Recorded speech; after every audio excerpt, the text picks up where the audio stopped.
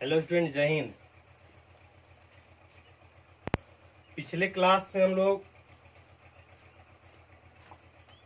F block का विवरण शुरू किए थे। आवर्त और वर्ग का विवरण आपको बतलाए थे। एफ ब्लॉक का विवरण जो है हम लोग शुरू किए थे और उसमें ब्लॉक का विवरण, ये ब्लॉक नहीं, ब्लॉक का विवरण, ब्लॉक के विवरण में शायद एक पढ़े थे, नहीं एक पढ़े थे। आपको पहला पॉइंट पढ़े थे इस ब्लॉक के बारे में। दूसरा हेडिंग देना है,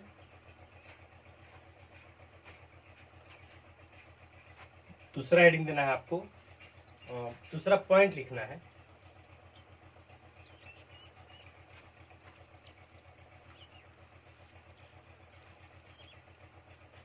पी ब्लॉक में वर्ग 13 से 18 तक के तत्व आते हैं।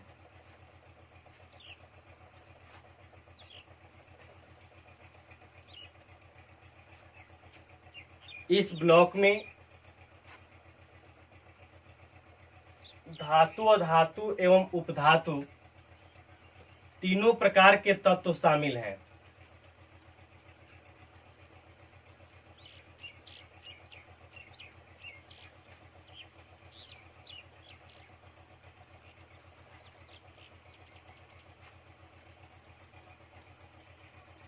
देख लिए, आगे हेडिंग देना है, नहीं आगे हेडिंग नहीं, इसी में लिखना है। तीनों प्रकार के तत्व शामिल हैं, लेकिन अधिकांशतः अधातु हैं, लेकिन अधिकांशतः अधातु हैं। चलिए, हो गया। आगे हेडिंग देना है। अब हेडिंग बोल रहे हैं, बार बार लगातार लिखना होगा। इन तत्वों के बाह्य इलेक्ट्रॉनिक विन्यास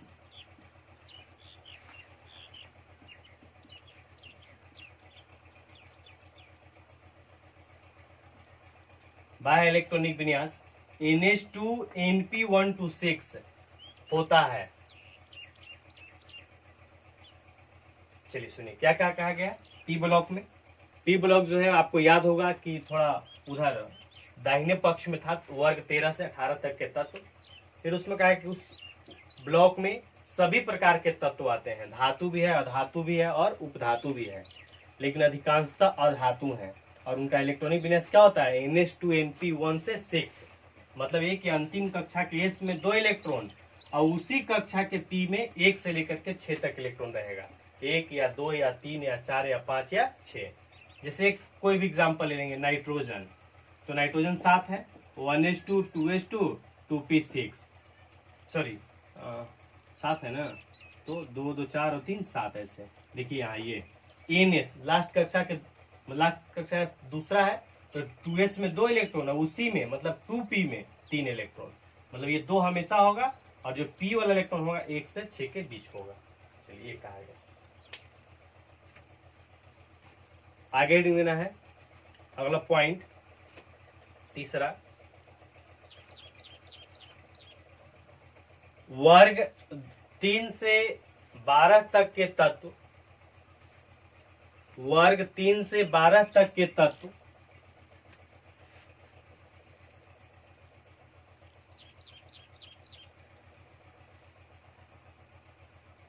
वर्ग 3 से 12 तक के तत्व डी ब्लॉक के तत्व कहलाते हैं। इन तत्वों को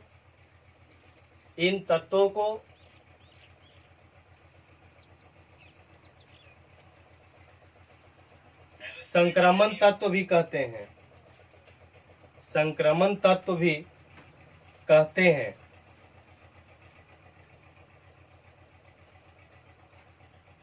संक्रमण तत्व भी कहते हैं।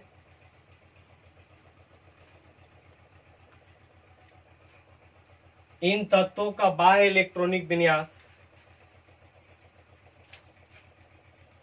NS1 से 2 ऐसे लिखेंगे, NS1 से 2 और N-1 D1 to 10।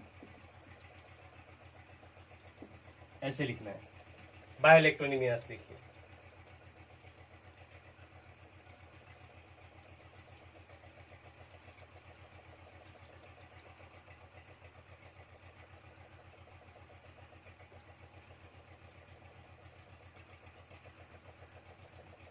हो गया? देखिएगा इसका मतलब क्या है, इसका मतलब ये है कि बाह्यतम कक्षा के एस में एक या दो इलेक्ट्रॉन रहेगा और उससे एक पहले वाला डी, n-1 मतलब क्या कि अंतिम कक्षा यदि n है तो उससे एक पहले वाला डी में 1 से लेकर के 10 तक इलेक्ट्रॉन रह सकता है। जैसे आयरन का एग्जांपल लेंगे, आयरन का 26 का, तो 1s2 2s2 2p6 3s2 3p6 4s2 और 3d6, ये होगा आयरन का। तो देखिए अंतिम कक्षा कौन है, अंतिम कक्षा बतलाया है ना पहचानने के लिए कि बगल में सबसे बड़ा नंबर 1 2 2 3 3 4 3, सबसे बड़ा नंबर 4 है, तो ही ना अंतिम कक्षा हो गया 4।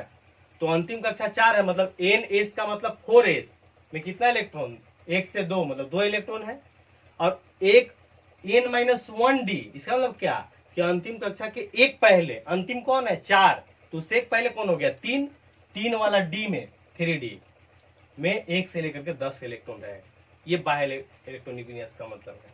एक बात और इसमें कहा गया कि डी ब्लॉक के तत्वों को संक्रमण तत्व कहते हैं। क्यों कहते हैं? संक्रमण तत्व या संक्रमण धातु, सभी इसमें धातु ही आते हैं, इसीलिए संक्रमण धातु ही बोलेंगे या संक्रमण तत्व ही बोलेंगे।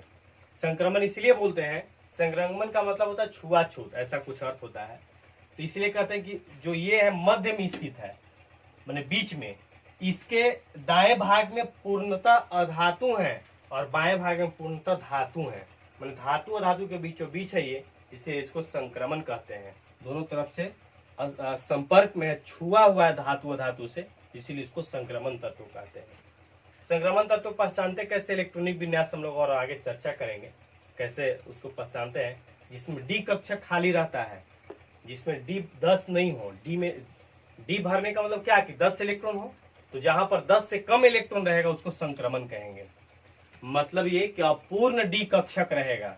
वैसे तत्व जिनका इलेक्ट्रॉन डी कक्षक में पूर्ण रूप से भरा हुआ नहीं हो, 10 इलेक्ट्रॉन 10 से कम हो, उसको क्या बोलेंगे? संक्रमण बोलेंगे। हम लोग आगे इसको और सीखेंगे। चलिए ठीक है, डी ब्लॉक के बारे में हो गया। आगे अगला पॉइंट लिखना है, एफ ब्लॉक के तत्व, एफ ब्लॉक के तत्व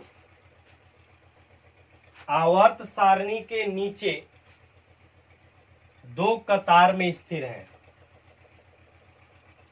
पहले कतार को लैंथेनाइड श्रेणी कहते हैं, क्योंकि ये लैंथेनियम के बाद से प्रारंभ होता है, तथा दूसरे कतार को एक्टिनाइड श्रेणी कहते हैं, क्योंकि ये एक्टिनियम के बाद से प्रारंभ होता है। एक्टिनियम के बाद से प्रारंभ होता है। देख लिए, आगे लिखेंगे, इन तत्वों को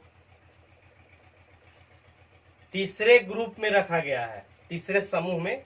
आपको बतलाए थे कि एक ब्लॉक के जो तत्व हैं उनका कोई ग्रुप नहीं होता है, मतलब निकालने की जरूरत नहीं है, वो सब एक ही साथ तीसरा वर्ग में आता है। लिखेंगे, इन तत्वों को तीसरे वर्ग में रखा गया है तथा लैंथेनाइड श्रेणी के तत्व छठे आवर्त में एवं एक्टिनाइड श्रेणी के तत्व 7वें आवर्त में आते हैं। इन तत्वों का बाह्य इलेक्ट्रॉनिक विन्यास, इन तत्वों का बाह्य इलेक्ट्रॉनिक विन्यास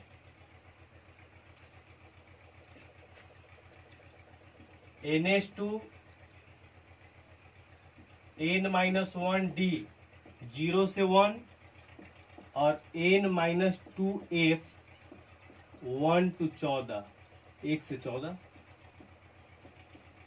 1 से 14, ये बाह्य इलेक्ट्रॉनिक विन्यास NH2n-1d 0 से 1 और n-2f 1 to 14 होता है। चलिए समझिएगा।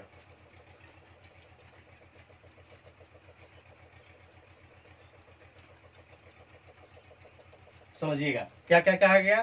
देखिए ए ब्लॉक आप देखे होंगे कि जो संपूर्ण आवर्त सारणी था उसके जस्ट नीचे स्थित था, नहीं 2 कतार में ऐसे, ये 2 कतार में, प्रत्येक कतार में 14 एलिमेंट थे। पहले कतार के बारे में कहा गया कि इसको लैंथेनाइट्स कहते हैं, लैंथेनाइट श्रेणी, और वो इसलिए कि ये लैंथेनियम के बाद आता है। और फिर ये कहा गया कि दूसरा जो कतार है, दूसरा जो लाइन है, उसको एक्टिनाइट श्रेणी कहते हैं, वो इसलिए कि एक्टिनियम के बाद ही आता है। इतना बात कहा गया, ठीक है। इसके बाद ये कहा गया कि ये दोनों जो हैं, ये दोनों वर्ग बोलेंगे तो सभी तत्व आते हैं तीसरे वर्ग में, और आवर्त बटा हुआ है। ऊपर वाला जो कतार है लैंथेनाइट, ये 6ठा आवर्त में आता है, और नीचे वाला जो एक्टिनाइड है वो आता है 7वां आवर्त में, ये कहा गया। नहीं, फिर कहा है कि इनका बाह्य इलेक्ट्रॉनिक विन्यास ये है, माने अंतिम कक्षा के एस में 2 इलेक्ट्रॉन रहेगा, उससे एक पहले वाला डी में 0 इलेक्ट्रॉन, मतलब नहीं रहेगा, ये 1 इलेक्ट्रॉन रहेगा, और उससे 2 पहले वाला कक्षा के एफ में 1 से लेकर के 14 इलेक्ट्रॉन तक रह सकता है।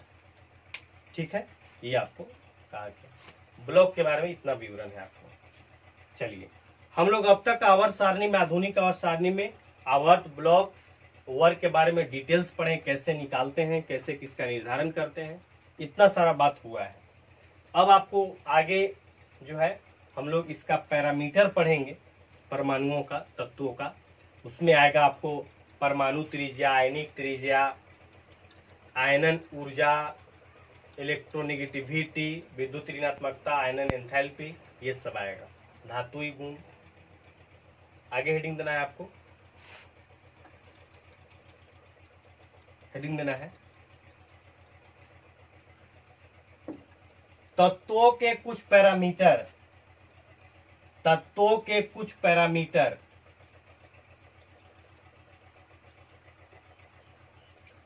तत्वों के कुछ पैरामीटर, हेडिंग देना है, डैश देके लिखिएगा।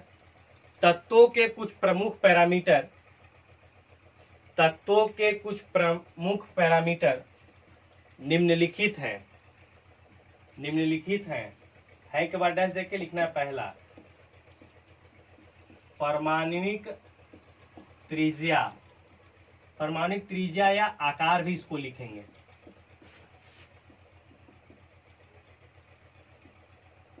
एटॉमिक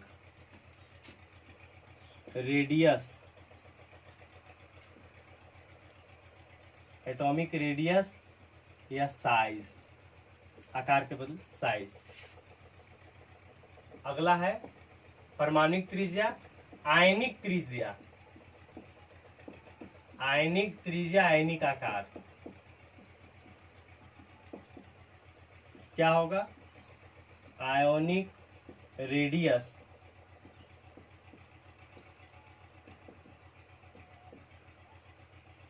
या साइज। ठीक है, आगे है, एक होता है आयनन enthalpy, आयनन enthalpy,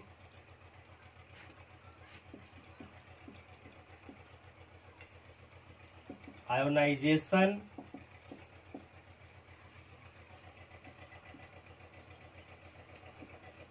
enthalpy,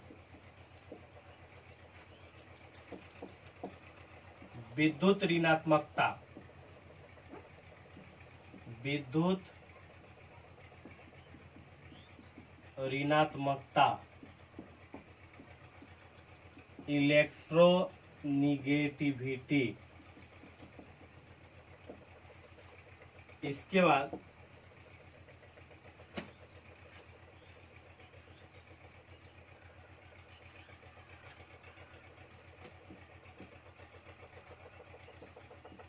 electron लब्धि enthalpy. Enthalpy का मतलब ऊर्जा होता है, एंथैल्पी।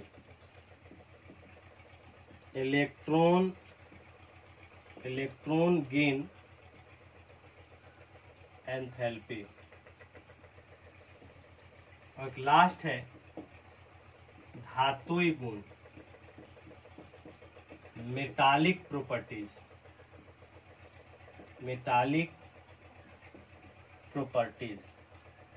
चलिए इतना आपको लिखना है।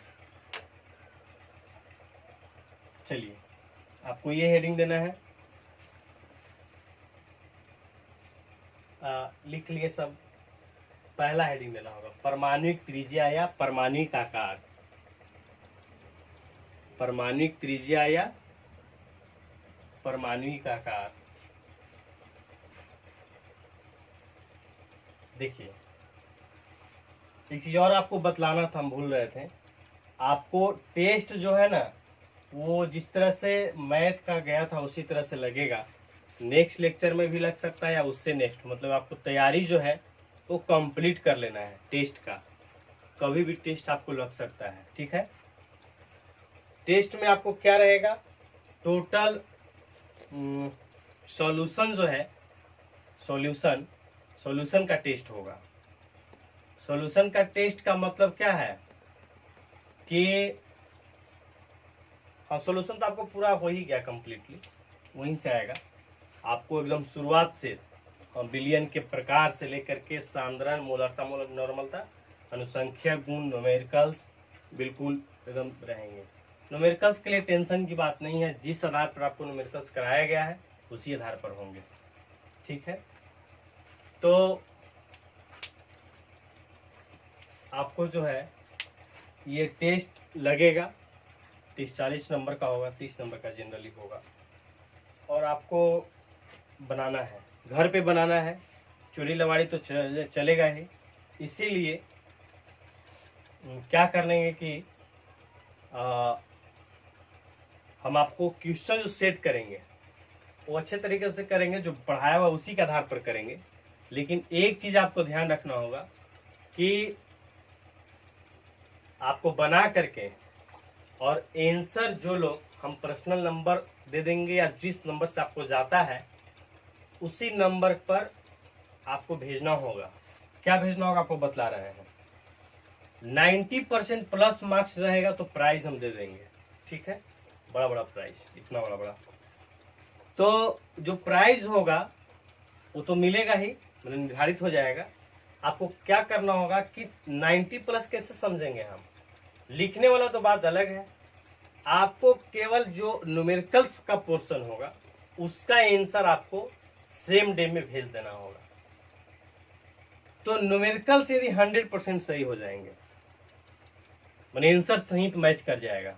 मतलब आपको कैसे भेजना है, फोटो खींच करके भेजना है। जो बनाइएगा आप, मैंने हम ये क्या बोलते हैं कि आंसर और प्रोसेस दोनों चेक करेंगे हम। दोनों सही हो जाएगा, आपका प्राइज रखा हुआ है, समझिएगा, ठीक है। तो आपको दोनों पर लेकिन चेक करेंगे आंसर। मान लीजिए कोई ऐसा बुक से दे दे, आपके पास बुक अवेलेबल हो लेकिन बनाया हुआ नहीं हो, तो आप आंसर सीधे लिख दीजिएगा इधर उधर करके, तो ऐसे नहीं होगा। प्रोसेस प्लस आंसर दोनों अगर कंप्लीटली सही होगा तो वो सही माना जाएगा। और न्यूमेरिकल्स के आधार पर आपको मार्क्स हम देंगे, जो न्यूमेरिकल का पोर्शन होगा उसके आधार पर। ऑब्जेक्टिव एक आपको भेज देना होगा और ऑब्जेक्टिव का टोटल फोटो को भी खींच देना है और जो न्यूमेरिकल है उसको भेज देना है। हम चेक कर लेंगे और इधर से हम रिप्लाई भेज देंगे जिनका क्या क्या गलत होगा वो, ठीक है। तो सारे लोग का तो उतना संभव नहीं है। प्रयास कीजिएगा कि जो न्यूमेरिकल सही से बनाए हैं वही लोग भेजें, सारे लोग ना भेजें। और आपको इस तरह से बनाना है, क्योंकि घर पे है तो आपको तो बहुत अनलिमिटेड टाइम है, अनलिमिटेड जुगाड़ टेक्नोलॉजी है, इधर से उधर से करके। तो इसीलिए आपको, लेकिन आपको समय दे रहे हैं एक दिन का, सेम डे में आपको भेजना होगा, कभी भी आप भेजिए। चलिए ठीक है, टेस्ट का तैयारी करते रहना है। परमाणुक त्रिज्या आकार, एटॉमिक रेडियस हेडिंग देना है।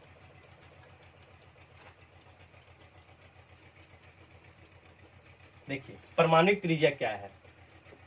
परमाणुक त्रिज्या जो है, परमाणु का त्रिज्या, आप रेडियस बहुत पढ़े हैं। परमाणु कैसा होता है, परमाणु गोलीय होता है, इसीलिए त्रिज्या का बात हो रहा है। जैसे हम लोग हैं आदमी, तो आदमी किसी को सुने आज तक कि उसका रेडियस ठीक ठाक है ना, ऐसा सुने कभी कि आदमी रेडियस खूब बढ़िया है, खूब बड़ा रेडियस है। कोई लड़का लड़की दुल्हन दूल्हा देखने जाता है तो ये आके बोलता है पूछो रेडियस बहुत बढ़िया है, ऐसा बोलता है कोई? नहीं बता, बोलता है ऐसे बोलता है हाइट अच्छा है। मतलब ये कि हम लोग का जो पैरामीटर है माप का, वो लंबाई के रूप में हम लोग मापते हैं। नहीं, उसी तरह से जो एटम है, जो परमाणु है, उनका जो मापन है, पैरामीटर है, वो लंबाई के रूप में नहीं, इतना नहीं कि इतना लंबा एटम होता है, नहीं। तो ये कैसे निर्धारित होता है, किसको कैसे मापना है? ये निर्धारित होता है उसके शेप से, आकृति से। हम लोग का शेप लंबा होता है तो लंबाई के रूप में मापते हैं। जो परमाणु, उसका शेप कैसा होता है, आकृति गोला होता है, तो गोला या वृत्ताकार चीज को हम लोग रेडियस के रूप में मापते हैं, इसीलिए इसको रेडियस के रूप में मापते हैं। परमाणु गोलीय होता है, हम लोग पढ़े हैं ऐसे,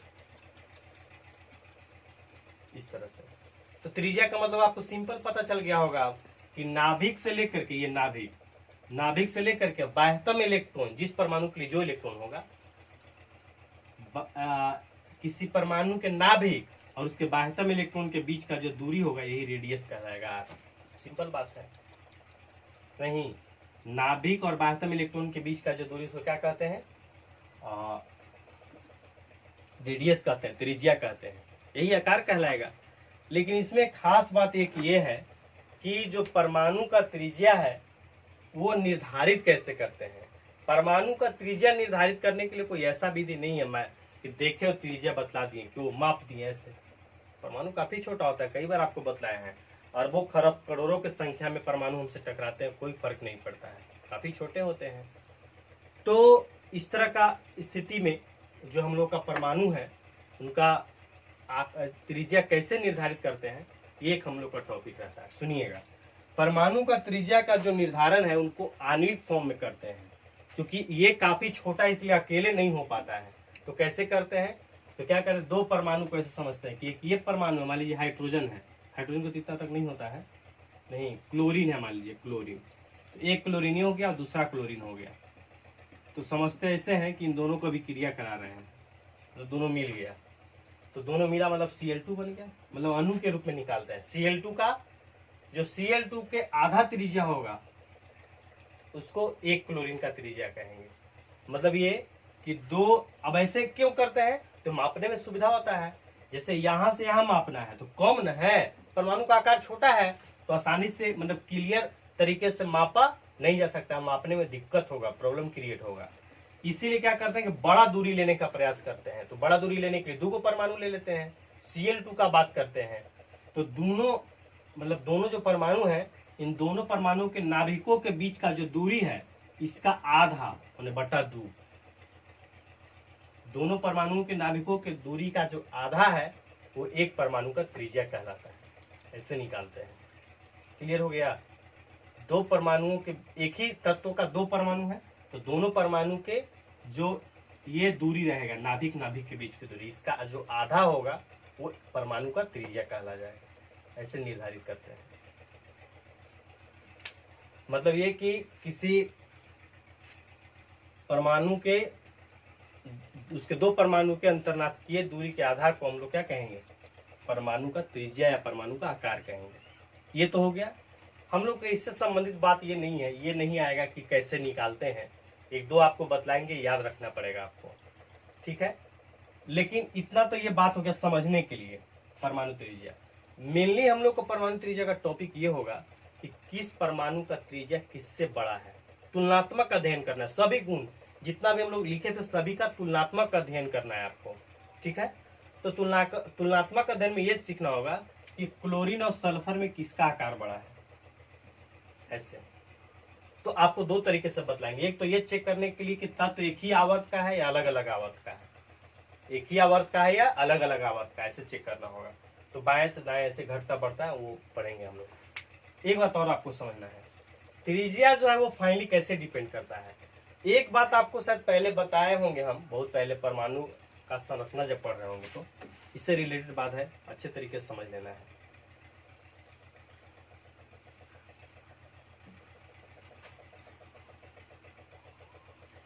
देखिए,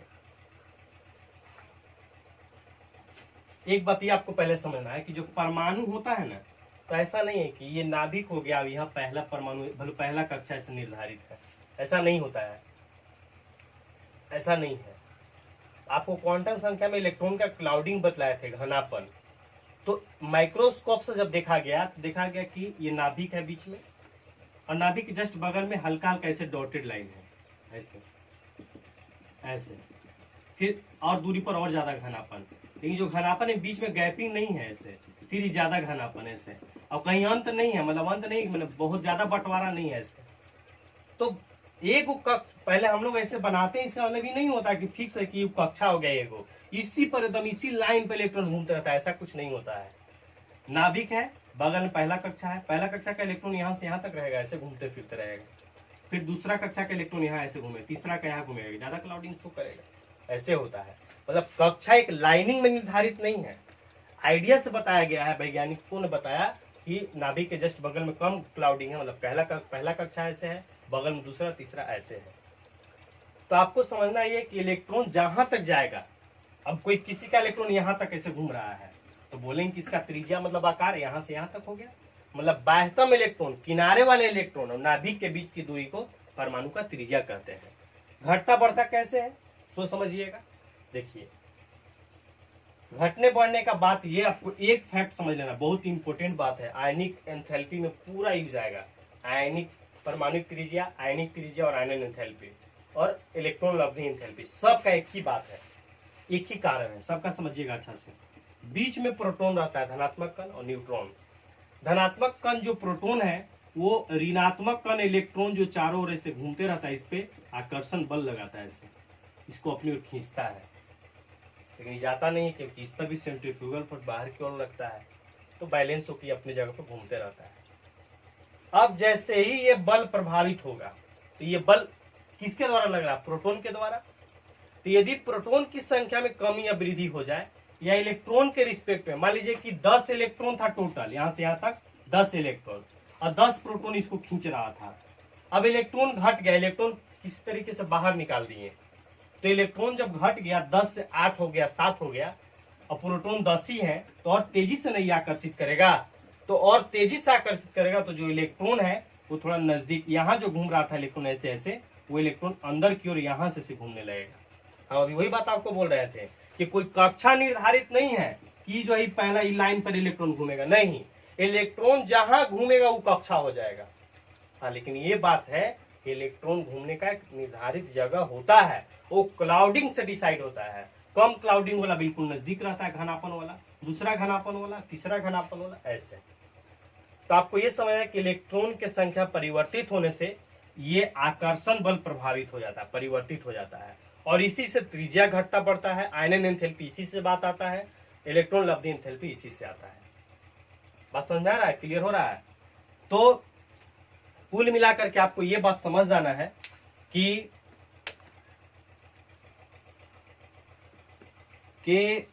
जो इलेक्ट्रॉन का ट्रांसफर है, अर्थात ये जो आकर्षण बल है इलेक्ट्रॉन और प्रोटॉन के बीच, ये आपको अच्छी तरीके से समझना है।